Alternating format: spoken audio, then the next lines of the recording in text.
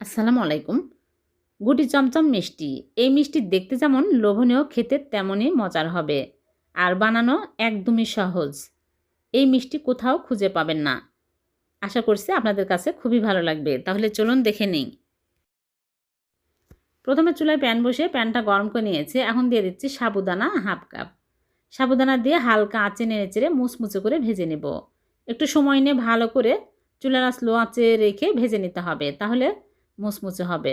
আর মুচমুচে হলে ব্লেন্ড করতে সুবিধা হবে, তাছাড়া কিন্তু ভালোভাবে গুঁড়া হবে না।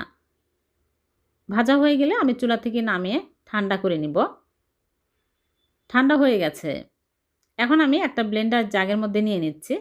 একদম মিহি করে গুঁড়া করে নিতে হবে।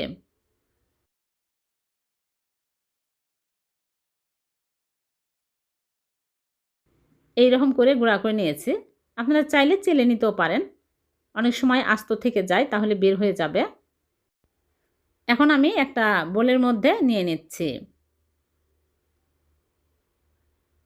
তারপর এর মধ্যে দিয়ে দিচ্ছি চিনির গুঁড়া। চিনি আমি ব্লেন্ডারে গুঁড়া করে নিয়েছি, হাফ কাপ দিয়ে দিচ্ছি।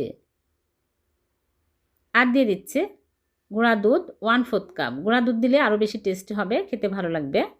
আর দিয়ে দিচ্ছি সামান্য পরিমাণে লবণ। মিষ্টি খাবারে লবণ দিলে মিষ্টির ব্যালেন্স ঠিক থাকে। এখন আমি ভালো করে মিশিয়ে নেব।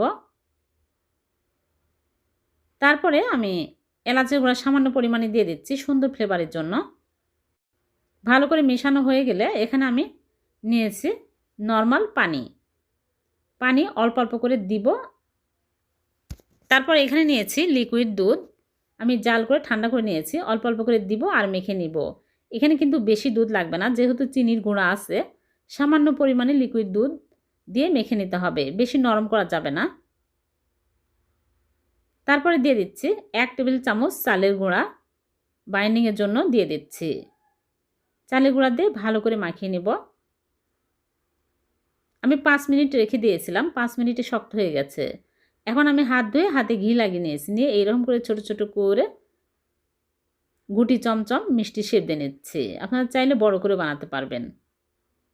খুবই মজার এই মিষ্টিগুলো, আপনারা বাড়িতে বানিয়ে দেখবেন, এতটাই টেস্টি হবে ভাবতেও পারবেন না। সবগুলো মিষ্টি আমি বানিয়ে নিয়েছি। আমি 2 বারে ভাপে দিব।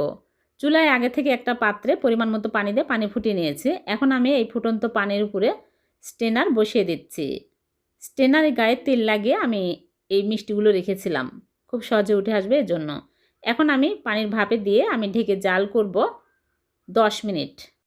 10 মিনিটে ভালোভাবে ভাপ হয়ে গেছে। এখন আমি চুলা থেকে নামিয়ে নিচ্ছি। নিয়ে আমি ঠান্ডা করে নিব। ঠান্ডা হয়ে গেলে প্লেটের মধ্যে তুলে নিচ্ছি। সবগুলো ভাপিয়ে নিয়েছি। আর উপর দিয়ে আমি গুঁড়া দুধ ছিটিয়ে দিলাম। হয়ে গেল ভীষণ টেস্টি সাবুদানার গুটি চমচম মিষ্টি। একটা মিষ্টি ভেঙে দেখাচ্ছি।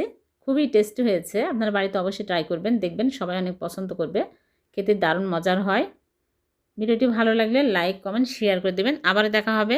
আল্লাহ হাফেজ।